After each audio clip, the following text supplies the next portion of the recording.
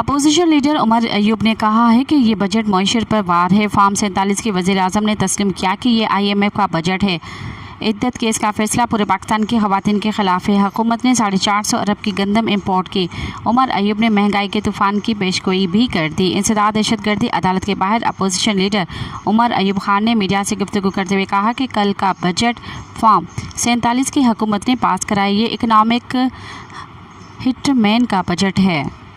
ये पाकिस्तानी अवाम के ख़िलाफ़ हमला है। ये फार्म 47 की वज़ीर आज़म ने माना कि ये IMF का बजट है। गवर्नमेंट के एक शख्स ने मेरी बात की तरदीद नहीं की। हुकूमत बौखलाहट का शिकार है। मोहसिन नकवी जो वज़ीर दाखिला है, अपोजिशन लीडर ने कहा कि उन्होंने 450 अरब की गंदम इम्पोर्ट की। पंजाब के दारुल खिलाफा के दिल में खड़े हैं।